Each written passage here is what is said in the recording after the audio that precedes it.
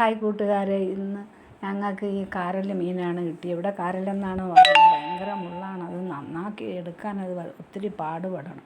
അങ്ങനെ ഉപ്പൊക്കെ ഇട്ട് തേച്ച് കഴുകി ഭയങ്കര നെയ്യ് തേച്ച് കഴുകി വൃത്തിയാക്കി എടുത്ത് മഞ്ഞപ്പൊടിയും ചുമന്നുള്ളിയും കാന്താരിയും നോക്കിയപ്പം കാന്താരി മുളക് ഇച്ചിരിയേ ഉള്ളൂ. ഞാൻ പിന്നെ മറ്റേ കറിയിലിടുന്ന പച്ചമുളകും എല്ലാം കൂടെ കുരുമുളകും ഇഞ്ചിയും ഉപ്പും ഇച്ചിരി പുളിയും എല്ലാം കൂടെ കുറച്ച് നേരം വിരകി മാറ്റി വെച്ചിരുന്ന് പിന്നെ വെള്ളം ഒഴിച്ച് പുളിയും ഒഴിച്ച് അവിച്ച് അടുപ്പിൽ വെച്ച് അവിച്ച് അതിനെ ഇച്ചിരി വെള്ളം വറ്റി വറ്റുമ്പോൾ ഇച്ചിരി എണ്ണയൊക്കെ ഒഴിച്ച് ഇറക്കി ചീനിയും അവിച്ച് അത് ആയിരുന്നു ഇന്നത്തെ ഞങ്ങളൊക്കെ വൈകുന്നേരത്തെ ഒരു ലഘുഭക്ഷണം.